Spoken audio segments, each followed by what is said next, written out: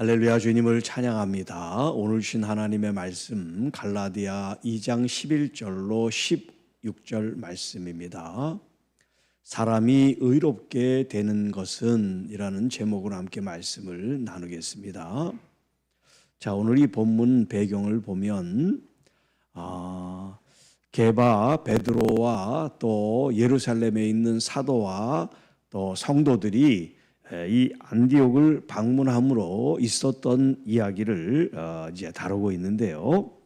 자, 여기 11절에 보면 게바가 안디옥에 이르렀을 때 책망받을 일이 있기로 내가 그를 대면하여 책망하였다. 이런 이제 표현을 하고 있어요.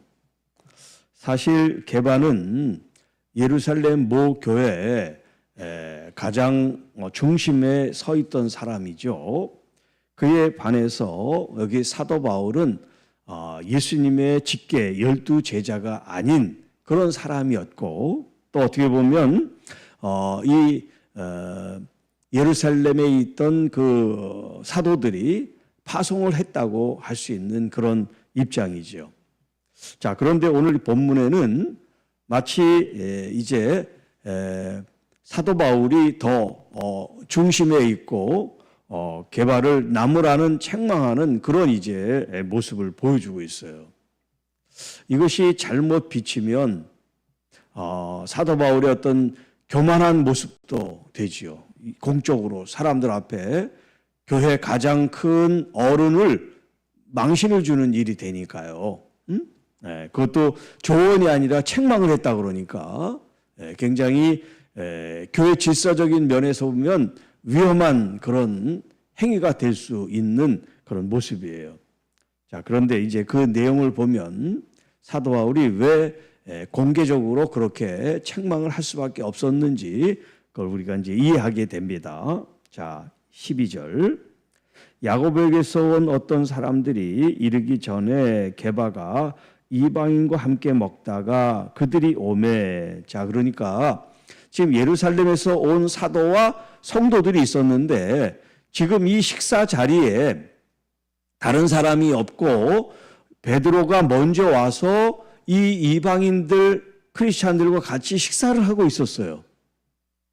자, 그런데 이제 뒤늦게 온 유대인들이 그 자리에 오니까 게바가 지금 이 이방인들과 식사를 안 한 것처럼 그 자리를 이제 떠나버린 거예요. 자, 그들이 오매 그가 할례자들을 두려워하여 떠나 물러가매 남은 유대인들도 그와 같이 외식함으로 바나바도 그들의 외식에 유혹되었느니라.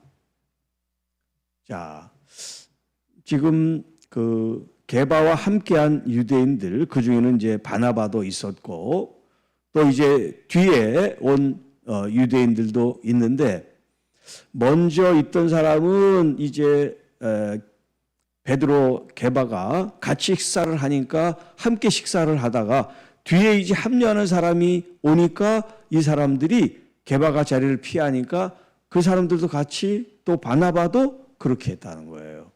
자, 그러면 이게 무슨 일이냐? 이 유대인들의 어떤 그런 선택받은 민족 이런 우월감에 의해서 이방인들과 사실 같이 하지 않습니다. 더군다나 식사를 같이 한다.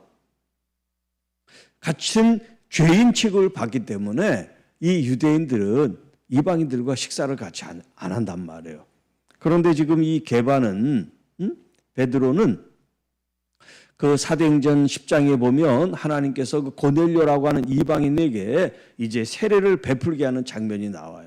그들과 같이 식탁을 나누고 이렇게 자연스럽게 이방인들에 대해서 마음이 열려 있단 말이에요. 유대인이지만.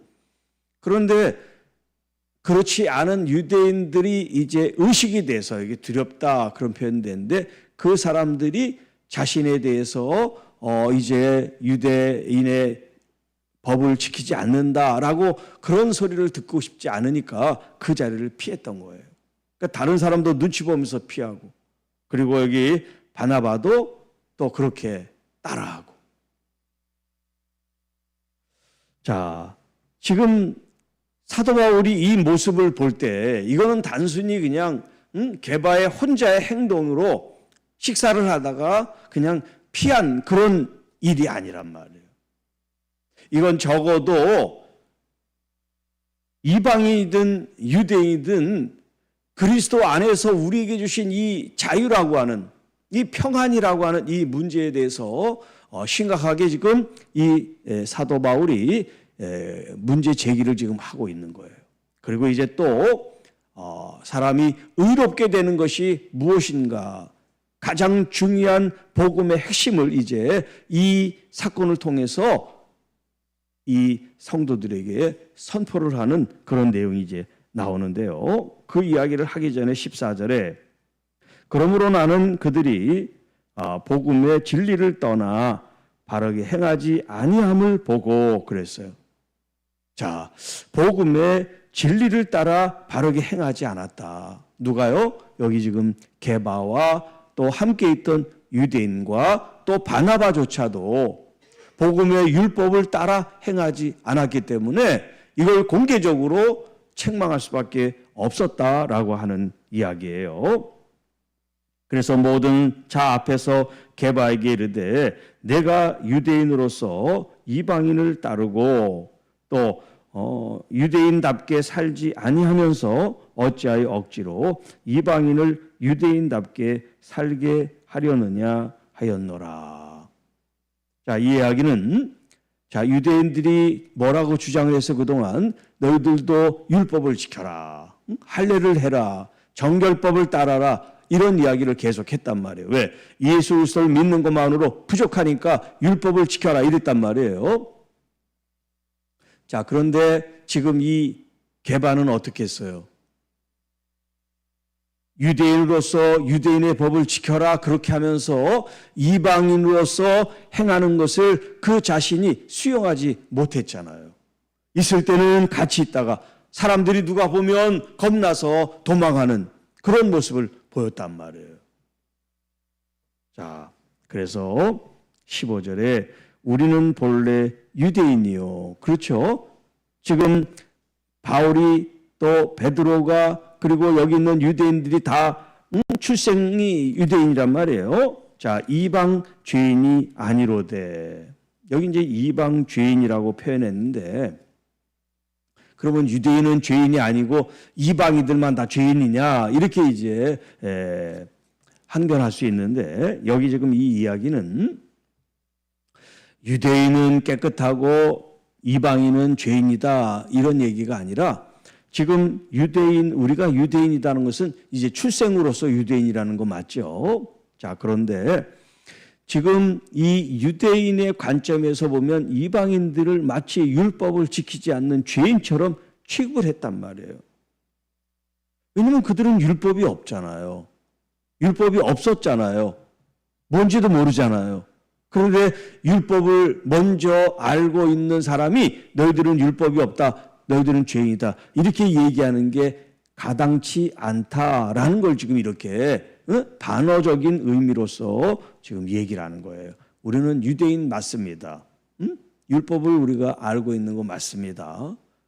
자, 그런데 저들은 율법이 없었지 않습니까? 그런데 우리들 유대인들의 관점에서 자꾸 왜 이방인들을 죄인시합니까? 이 얘기예요. 자, 그리고 이제 본격적으로 이 지금 책망받을 이 일에 대한 핵심 주제가 이제 이 16절에 등장을 합니다. 이 16절은 신구약 성경을 통틀어서 성경 전체 66권을 통틀어서 가장 중요한 본문이에요. 중요한 하나님의 말씀이에요. 그 정도로 이 갈라디아 2장 16절의 말씀이 그렇게 엄중하고 중요한 의미를 담고 있습니다. 자, 그 얘기가 뭡니까? 사람이 의롭게 되는 것. 사람이 의롭게 되는 것은 율법의 행위로 말미암음이 아니다. 이건 뭐냐면 구약에 있는 그런 율법을 지킨다고 해서 우리가 의롭게 되는 게 아닙니다. 라는 얘기예요. 그러면 어떻게 하는 사람이 의롭게 됩니까? 오직 예수 그리스도를 믿음으로 말미암아. 예수 그리스도를 믿음으로 말미암아 우리가 의롭게 되는 거지, 무슨 할례를 받고 정결법을 지키고 하는 그런 율법을 지킴으로써 우리가 의롭게 되는 게 아닙니다. 이는 우리가 율법의 행위로서가 아니고 그리스도를 믿음으로써 의롭다함을 얻으려 함입니다. 여기서 이제 신학적으로 이신칭의라는 말을 써요. 이신칭의, 믿음으로써 의롭다 칭한다. 이신칭의라는 그런 이제 사자성어를 쓰는데 바로 이 본문의 내용을 가지고 이야기하는 거예요. 그리스도를 믿음으로써 의롭다함을 얻으려 함입니다. 율법의 행위로서는 의롭다함을 육체가 없습니다. 누구도 율법을 지킴으로써 의롭게 됐다고 하는 사람이 이 세상에 한 사람도 없습니다. 왜? 그렇게 인간은 연약한 죄인이기 때문에 그래요. 오직 의로우신 분은 사람으로서 예수 그리스도 한 분이 의로우신 분이에요. 그 의로우신 분이 십자가를 통하여 우리를 의롭게 여겨주셨어요. 그 예수 그리스도를 믿음으로써. 그러니까 지금 이 게바가 또 함께 있었던 유대인들이 이방인들과 같이 식사를 한다고 더럽혀지고 죄를 짓는 게 아니다 하는 것을 지금 공개적으로 얘기를 하는 거예요. 오히려 예수 그리스도 안에서 믿음은 우리를 의롭다 여김으로 더 어떤 부족해서 우리가 율법을 지켜서 의롭게 되고 구원받는 게 아닙니다. 예수 그리스도를 믿음으로써 우리는 구원이 완성되고 그리고 의롭다 여기는데 전혀 부족함이 없습니다. 이런 지금 이야기를 함으로써 게바 베드로 자신도 어떤 유대인이냐 이방인이냐, 율법을 아느냐 모르느냐, 율법을 지켰냐 안 지켰냐, 이런 것보다 더 중요한 본질은 우리를 구원해 주신 예수 그리스도를 통하여 예수 그리스도로 말미암아 우리가 의롭게 되고 구원에 이르게 된다는 이 복음의 진리, 이 복음의 진리를 우리의 삶 속의 삶의 현장 속에 그것을 나타낼 수 있어야지 사람을 의식해가지고 저 사람이 또 내가 이런 행동하면 또 무슨 험담을 할까, 나를 또 비난하지 않을까, 내 명예에 훼손되지 않을까, 이런 생각, 이런 판단 때문에 복음의 진리를 훼손하는 일을 해서는 안 됩니다.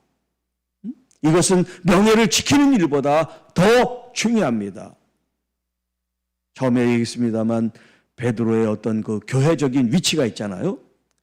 그 개인의 어떤 위치, 명예보다 이 복음 진리를 수호하는 것이 더 우선되고 중요하기 때문에 사도 바울이 무슨 건방져서 아니면 베드로를 무슨 망신 주기 위해서 공개적으로 책망한 게 아니라 사도들의 행동이나 말이나 또 그리스도인들의 행동이나 말이나 이것이 정말 복음 안에서 진리 안에서 얼마나 중요한지를 지금 이 실제의 사건을 가지고 사도 바울이 말씀을 하는 거예요. 사람에게 있어서 의로워지는 것은 율법을 지키는 행위가 아닙니다. 오직 예수 그리스도를 믿음으로써 우리가 의롭게 됩니다 라고 지금 교회 앞에 천명하는 거예요. 선포하는 겁니다. 우리의 의로움은 우리의 선함에 있지 않습니다. 우리가 율법을 애써 지키고 행하는 행위에 있지 않습니다. 우리는 의롭게 되는데 우리의 공로, 수고, 노력 0.000%도 포함되지 않고 오직 예수 그리스도에 대한 믿음으로써 우리는 의롭게 됩니다. 여러분, 우리가 의롭게 된 것은 우리가 잘나서 우리가 열심히 우리가 바르게 그래서가 아니에요. 예수 그리스도를 믿음으로 예수 그리스도께서 우리를 십자가의 힘으로 말미암아 우리의 죄를 탕감해 주시고 용서해 주시고 사해 주셨기 때문에 여전히 죄인이지만 우리를 의롭다 그렇게 불러 주시고 계시단 말이에요. 그래서 영접하는 자, 그 이름을 믿는 자들에게는 하나님의 자녀가 되는 권세를 주셨습니다.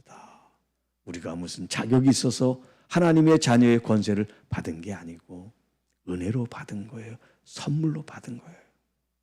여러분, 값지게 귀하게 여기며 우리 주님을 잘 믿고 섬기고 또 우리의 삶 속에 이 믿음의 열매라고 할 수 있는 말과 행동과 이런 삶의 모습이 하나님께 아름답게 구별되어 영광 돌리는 우리 모두가 되기를 주님의 이름으로 축복합니다. 주 하나님 아버지 감사합니다. 오늘도 우리에게 주신 이 말씀을 우리의 마음에 새깁니다. 우리의 어떤 행동으로 말미암아 우리가 의롭게 된 것이 아니며 오직 죄에 있는 우리들을 구원하여 주신 우리 주 예수 그리스도로 말미암아 의롭다 칭함을 받음을 저희들이 깨달아 늘 감사하며 겸손하며 또 그리스도 안에서의 열매와 영광을 돌린 하나님의 귀한 교회와 자녀들이 될 수 있도록 인도하여 주옵소서. 오늘도 믿음으로 시작합니다. 주님 특별히 아픈 환우들을 기억하시고 우리 주님이 친히 돌보셔서 들어가도 나와도 주의 말씀으로 승리하며 또 하나님께서 주신 귀한 이 말씀의 열매를 통하여 우리가 더 교회가 교회다워지고 성도가 성도다워지는 은혜가 넘치게 하옵소서. 이 모든 말씀 우리를 구원해 주신 우리 구주 예수님의 이름으로 간절히 기도하옵나이다. 아멘.